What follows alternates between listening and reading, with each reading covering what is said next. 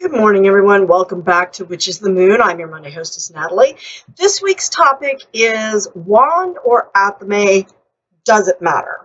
And I'm going to tell you, whether you use an Athame, which is a ceremonial knife, or a wand of some sort. This is what I picked up at the Ren Fair. The gentleman collects the wood from a source behind his home, and he will then use tools to smooth it, polish it, and then add crystals to it. This one has amethyst. I fell in love with this wand. It's a big wand, so, it's big. It's not super practical, but to me, it does not matter which tool you choose to use. Whatever you feel connected to, their goal is the same. We use both an Athame and a wand to direct our energy in a specific direction or towards something, to create a circle, to do something, but their focus is pretty much the same. So in my opinion, whether you're drawn to use a wand or drawn to use an Athame, whether you make your Athame like I did, which, I clearly have zero skills when it comes to woodworking, but I also did that by hand with no tools other than a little carving knife. You can buy one. It really, really, really does not matter. Now, for my personal use, because I have both tools at my disposal, here is how Natalie utilizes these tools in her personal practice.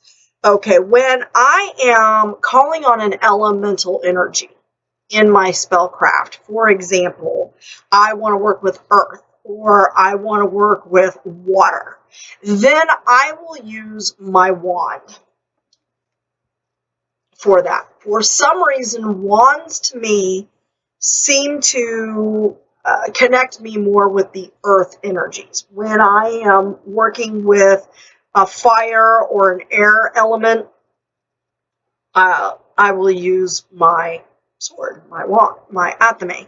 Now, that goes a little counterintuitive if you're used to using tarot, because in tarot, wands or clubs or batons or batons or however you want to say it are associated with the element of fire. But to me, that's what connects me, because wands are made from wood, which comes from the earth, right, from trees. And so I use it for grounding magic. I use it for anything where I'm going to be drawing on earth energies or water energies. Now, when I am working with fire energies or air energies, I use a sword, and I do that for a couple of reasons. One, because to me, you swing your sword through the air, right, or you're using the air as a conduit to direct your energy.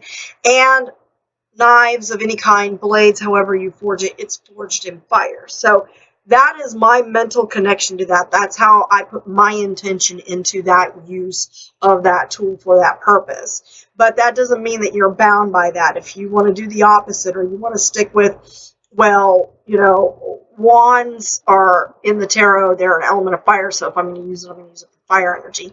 That's fine, because the energy shoots from the tip of the wand. That's fine. It's just that's my personal usage. That's how I make that line of demarcation in why I would use one over the other. So really, they serve the same purpose. Their purpose is, again, to direct your energy in a specific direction or for a specific purpose. So it's more a tool of focus than anything else. And so for you, it's whatever's going to connect you to that at that time. If you have a wand at your disposal, you've made a wand, you feel deeply connected to your wand, and your wand means more to you than an Athame, then use your wand. It really does not matter in terms of your personal power. So that's my spiel on whether you should use a wand or an Athame, and how I personally use the two tools in my practice. But don't take that as gospel truth, so to speak. Remember that the path of the witch is a highly individualized path. Do a lot of reading and research. Find out how other practitioners utilize these tools in their practice and see what resonates with you. Again, I utilize both of them, but I use them in different manners. Although the end result's pretty much the same, there are different reasons for using that, and I want to connect in a different way. Or perhaps I didn't have my Athame with me that day. Sometimes I just use my finger. My finger becomes my wand. Put the finger away kindly. But it works. So it's a matter of just what your intention is and how you're utilizing it. That's my personal spiel.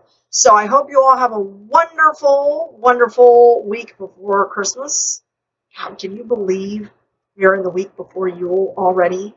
I just want to freak out. In fact, I think Yule's at the end of this week and Christmas is next week.